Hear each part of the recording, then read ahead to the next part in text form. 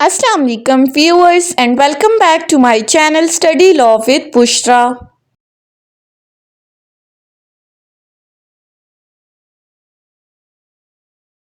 So in today's video we are going to start a new topic and a new subject, that is Police Order 2002. But before starting the discussion, I request you all to please subscribe to my channel and don't forget to press the bell icon for latest updates. Do share this video with your friends and don't forget to comment your feedback. So let's move towards the discussion.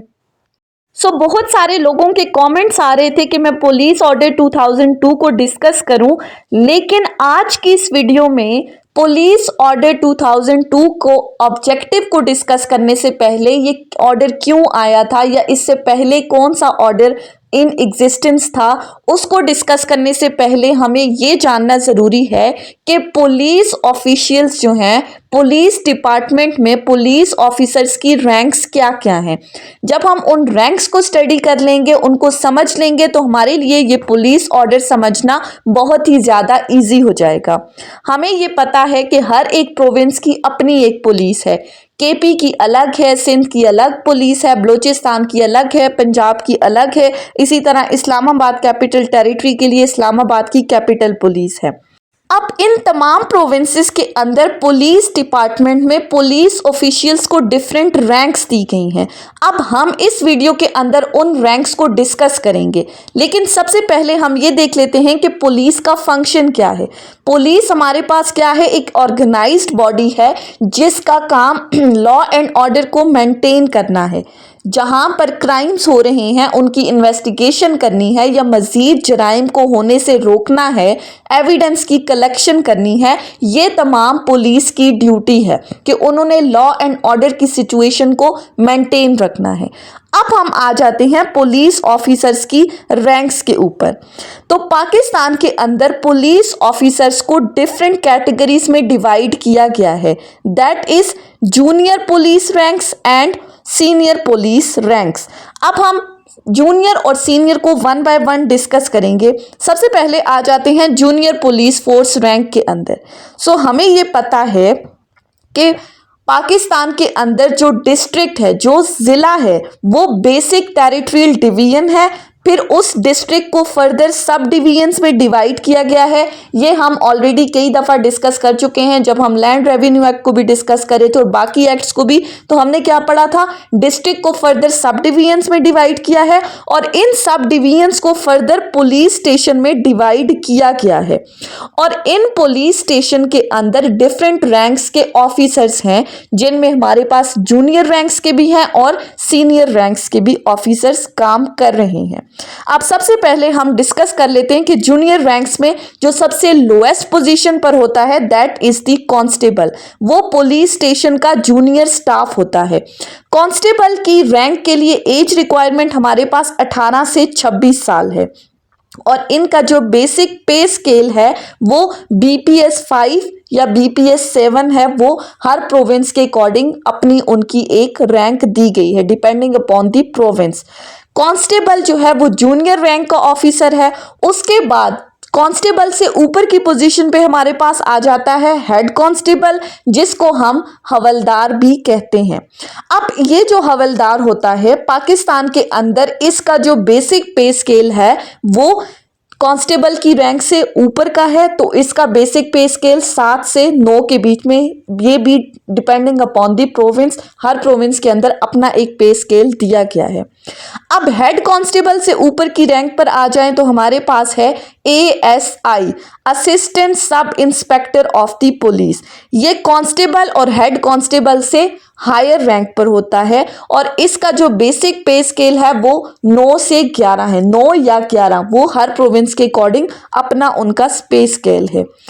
ASI से ऊपर की rank पर आ जाएं तो हमारे पास SI, जिसको हम sub inspector of the police कहते हैं।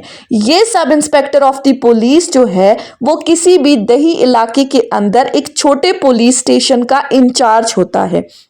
या फिर वो बड़े शहरों में बड़े पुलिस स्टेशन का स्टाफ मेंबर भी कंसिडर किया जाता है। इनका जो बेसिक पे स्केल है वो BPS 14 है। सब इंस्पेक्टर से जो ऊपर की रैंक का है वो हमारे पास इंस्पेक्टर है, इंस्पेक्टर ऑफ द पुलिस। ये पुलिस इंस्पेक्टर जो है ये SHO के तौर पर भी काम करते हैं। ये head of the police stations होते हैं। अब याद रखें कि SHO जो है वो एक पोस्ट है, वो एक रैंक नहीं है। स्टेशन हाउस ऑफिसर एक पोस्ट है और इंस्पेक्टर जो है हमारे पास वो मोस्टली स्टेशन हाउस ऑफिसर के तौर पर काम करते हैं, और जहां पर आबादी ज़्यादा है वहां पर इस इंस्पेक्टर को SHO के तौर पर अपॉइंट किया जाता है। अब इट मीन्स अगर ये एक पोस्ट है, रैंक नहीं है, तो मीन्स के जो ऑफिशियल्स हैं लोअर पुलिस रैंक के साथ वो भी हायर पोस्ट के ऊपर काम कर सकते हैं। सो जूनियर पुलिस रैंक के अंदर आपने याद रखना है कि जो लोएस्ट पोजीशन पे है वो हमारे पास कौन है, हमारा कांस्टेबल है। कांस्टेबल से ऊपर की पोजीशन पे हमारे पास हेड कांस्टेबल है। हेड कांस्टेबल से ऊपर हमारे पास ASI है। ASI से ऊपर सब इंस्पेक्टर है, और सब इंस्पेक्टर से ऊपर जो है वो हमारे पास इंस्पेक्टर है जो कि SHO के तौर पर काम करता है। ये जूनियर पुलिस रैंक्स आपको याद होनी चाहिए। अब उसके बाद आ जाते हैं हम सीनियर पुलिस रैंक्स के ऊपर। जूनियर का हमने डिस्कस कर लिया, उनके बेसिक पे स्केल को भी डिस्कस कर दिया। अब सीनियर पुलिस फोर्स रैंक को डिस्कस करते हैं। अब हर प्रोविंस जो है वो सब डिवाइडेड है रीजन्स के अंदर, जिनको फर्दर डिस्ट्रिक्ट्स में डिवाइड किया है। डिस्ट्रिक्ट से नीचे हमने डिस्कस कर लिया, अब डिस्ट्रिक्ट से ऊपर रीजन्स में डिस्कस करते हैं। सबसे पहले जो लोएस्ट पोजीशन पे आता है सीनियर रैंक में, that is assistant superintendent of the police या deputy superintendent of the police. ये जो है इंचार्ज होते हैं सब डिवीजन्स के, और इनका जो बेसिक पे स्केल है दैट इज BPS 17। ये 17 ग्रेड के पुलिस ऑफिसर्स होते हैं और ये गजेटेड ऑफिसर्स होते हैं। जब हमने कहा कि हर डिस्ट्रिक्ट को 2 या 2 से ज़्यादा सब डिवीजन्स में डिवाइड किया है, तो ये असिस्टेंट सुप्रिटेंडेंट या deputy superintendent of the police उस सब डिवीजन्स के इंचार्ज होते हैं। उसके बाद इनसे ऊपर की रैंक पर आ जाता है हमारे पास SP superintendent of the police. ये इंचार्ज होता है पुलिस हेडक्वार्टर्स का, और इसका जो बेसिक पे स्केल है वो हमारे पास 18 ग्रेड है, यानी कि ये 18 ग्रेड के ऑफिसर हैं। ASP से ऊपर SP, SP से ऊपर की पोजीशन पे आ जाएं तो हमारे पास आ जाता है SSP, senior superintendent of the police. ये जो senior superintendent of the police हैं ये DPO के तौर पर भी काम करते हैं पुलिस हेडक्वार्टर्स में, और इनका जो बेसिक पे स्केल है वो है 19 ग्रेड की, यानी कि ये 19 ग्रेड के ऑफिसर्स होते हैं। अब ये जो DPOs होते हैं, डिस्ट्रिक्ट पुलिस ऑफिसर, ये उस एरिया के हेड होते हैं, और ये DPO जो है वो डायरेक्टली फिर रीजनल पुलिस ऑफिसर को रिपोर्ट करते हैं, वो हम ऊपर डिस्कस करेंगे। अब रीजनल पुलिस ऑफिसर कौन है हमारे पास? SSP से ऊपर आ जाते हैं हमारे पास deputy inspector general of the police, जिनको हम DIG कहते हैं। ये ASP, SP और SSP से हायर पोजीशन पर होते हैं, और ये deputy inspector general of the police RPO और CPO के तौर पर काम करते हैं, यानी कि इनको रीजनल पुलिस ऑफिसर या सिटी पुलिस ऑफिसर भी कहा जाता है। अब ये हम इनकी जो है वो रैंक्स क्यों डिस्कस करें, क्योंकि पुलिस ऑर्डर में इनको यही नाम दिए गए हैं, रीजनल पुलिस ऑफिसर या सिटी पुलिस ऑफिसर, तो आपको इनके बारे में पता होना चाहिए। इनका बेसिक पे स्केल है हमारे पास, ये 20 ग्रेड के ऑफिसर होते हैं। इनसे ऊपर की पोजीशन पे आ जाते हैं हमारे पास additional inspector general of the police, जिनको एडिशनल IGs भी कहा जाता है। ये पूरे रीजन के लिए रिस्पॉन्सिबल होते हैं, और इनका जो बेसिक पे स्केल है वो हमारे पास है 21 ग्रेड। ये 21 ग्रेड के ऑफिसर्स होते हैं, और इनसे जो ऊपर के रैंक पर पुलिस ऑफिसर है जो प्रोविंस के अंदर हायर पोजीशन पर होता है, that is the IG, inspector general of the police. ये एक प्रोविंस के अंदर हायर पोजीशन पर होता है पुलिस फोर्स के अंदर, और ये इंचार्ज होता है प्रोविंशियल और एडमिनिस्ट्रेटिव पुलिस एस्टेब्लिशमेंट के लिए, और ये पीपीओ के तौर पर एक्ट करता है, जिसको हम कहते हैं प्रोविंशियल पुलिस ऑफिसर। इसका जो बेसिक पे स्केल है वो हमारे पास है बीपीएस 21 और 22। ये 21 या 22 ग्रेड के ऑफिसर्स होते हैं। अब प्रोविंस के अंदर हायर पोजीशन पे आ गया हमारा आईजी। आईजी के साथ उसको सपोर्ट करने के लिए फर्दर एडिशनल आईजीज हैं। एडिशनल आईजीज और आईजीज की जो ड्यूटीज हैं वो तकरीबन सेम है, इनकी रैंक भी जो है वो सेम है। एडिशनल आईजीज के बाद डीआईजी, फिर एसएसपी, एसपी और डीएसपी। लोअर रैंक पे डीएसपी, डीएसपी से ऊपर एसपी, एसपी से ऊपर एसएसपी, एसएसपी से ऊपर डीआईजी, डीआईजी से ऊपर एडिशनल आईजी और एडिशनल आईजी के बाद आईजी, जो प्रोविंस के अंदर हायर पोजीशन पर होते हैं।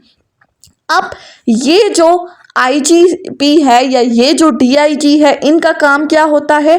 बेसिकली हर डिस्ट्रिक्ट के अंदर जो डीपीओ है वो डायरेक्टली रिपोर्ट करता है रीजनल पुलिस ऑफिसर्स को या सिटी पुलिस ऑफिसर्स को, जो हमारे डीआईजीज हैं। ये डीआईजीज फिर आगे रिपोर्ट देते हैं प्रोविंशियल पुलिस ऑफिसर्स को, जिसको हम कहते हैं आईजी पीपीओ। अब आपको सीनियर रैंक्स के बारे में भी थोड़ा बहुत आइडिया इस वीडियो के जरिए हो गया होगा कि सीनियर रैंक के पुलिस ऑफिसर्स में कौन कौन से लोग इंक्लूडेड हैं। अब हमने जूनियर रैंक्स को भी डिस्कस कर लिया, सीनियर रैंक्स को भी डिस्कस कर लिया। आपको पुलिस ऑफिसर्स की रैंक के बारे में थोड़ी बहुत नो हाउ तो हो गई होगी। अब आ जाते हैं कि ये पुलिस ऑर्डर 2002 क्यों प्रोमलगेट किया गया था, या इससे पहले कौन सा ऑर्डर था। पुलिस ऑर्डर 2002 से पहले हमारे पास 1861 का पुलिस एक्ट था, जो कि पुलिस की गवर्नेंस के लिए कॉन्टिनेंट के अंदर एक एग्जिस्टिंग लेजिस्लेशन थी। उसके बाद पुलिस ऑर्डर 2002 प्रोमलगेट किया गया, जिसने इस पुलिस एक्ट 1861 को रिप्लेस कर दिया, पुलिस एक्ट 1861 को रिपील कर दिया। अब इस पुलिस ऑर्डर 2002 को बनाने का पर्पस क्या था? पुलिस ऑर्डर 2002 का अगर हम ऑब्जेक्टिव देखें तो इसका ऑब्जेक्टिव इसका प्रीएम्बल है। किसी भी एक्ट का, किसी भी ऑर्डर का जो ऑब्जेक्टिव है, जो पर्पस है, वो उसका प्रीएम्बल होता है। अब प्रीएम्बल को अगर हम देखें तो इसमें कहा गया है कि पुलिस ऑर्डर को बनाने का बेसिक पर्पस यही था, रिफॉर्मेशन ऑफ द पुलिस, यानी कि पुलिस की ड्यूटीज को रीडिफाइन किया गया था। साथ ही साथ पुलिस को और आवाम के दरमियान एक फ्रेंडली इन्वायरमेंट क्रिएट किया जाए। पुलिस को उनकी ड्यूटीज में ये समझाया गया था कि आपको आवाम के साथ अपना रवैया किस तरह से रखना है, और साथ ही साथ इनको अकाउंटेबल ठहराया जाए पब्लिक के सामने, क्योंकि ये आवाम के मुलाजिम हैं, तो अकाउंटेबल भी ये किसके सामने होंगे? आवाम के सामने। इस पुलिस ऑर्डर 2002 से पहले क्या चीज सामने आ रही थी कि पुलिस ने अवाम के ऊपर अपनी एक धाक बिठाई हुई है कि वो सिर्फ और सिर्फ जुल्म और तशद्दुद और इन चीज़ों के लिए जो है वो फेमस थे। लेकिन इस ऑर्डर को बनाने का मकसद ही यही था कि लोगों और पुलिस के दरमियान एक फ्रेंडली रिलेशन बिल्डअप किया जाए। तो फिर इस पुलिस ऑर्डर 2002 के अंदर पुलिस की ड्यूटीज़, उनकी रिस्पॉन्सिबिलिटीज़ और उनके रोल्स को रीडिफाइन किया गया, पॉलिटिकल इन्फ्लुएंस को ख़त्म किया गया, ताकि पुलिस जो है वो सियासी पार्टियों के ज़ेरे असर आकर कोई भी काम ना करे। और साथ ही साथ पुलिस की ड्यूटीज़ को रिकंस्ट्रक्ट किया गया कि उन्होंने कॉन्स्टिट्यूशन के अकॉर्डिंग काम करना है, पब्लिक ऑर्डर को किस तरह से मेंटेन करना है, क्राइम को किस तरह से रोकना है, उसकी डिटेक्शन किस तरह से करनी है। ये पूरा ऑब्जेक्टिव था पुलिस ऑर्डर 2002 का। अब इसको पुलिस ऑर्डर क्यों कहा जाता है?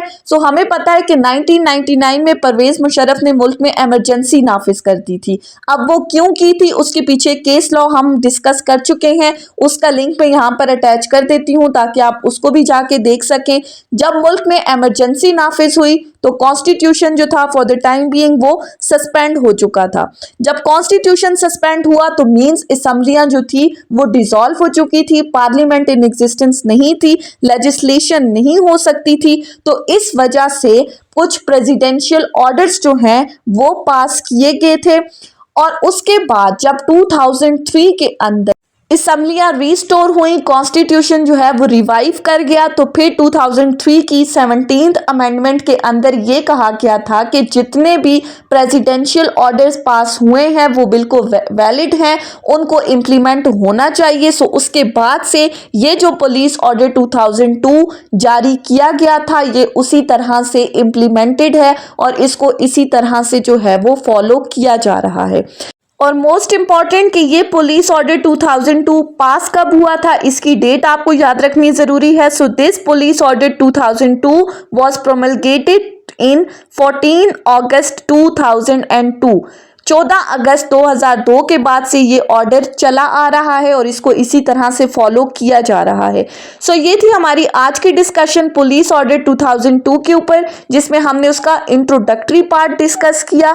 हमने ये देखा कि पुलिस की डिफरेंट रैंक्स क्या हैं, जूनियर रैंक्स क्या हैं, सीनियर रैंक्स क्या हैं, इस पुलिस ऑर्डर को बनाने का मकसद क्या था, इन रैंक्स को डिस्कस करने का मकसद क्या था कि पूरे पुलिस ऑर्डर 2002 में यही चीजें रिपीटेडली बताई गई हैं। तो अगर आप इन रैंक्स को समझ लोगे तो आपके लिए पुलिस ऑर्डर समझना इजी हो जाएगा। So that was all for today's video. I hope कि आपको ये लेक्चर समझ में आया होगा अगर आपने इस वीडियो को अटेंटिवली सुना है तो। सो अगर आपको ये वीडियो अच्छी लगी है तो इस वीडियो को लाइक करें, कमेंट करें और चैनल को जरूर सब्सक्राइब करें। Thank you so much for watching this video. Till then अल्लाह हाफिज।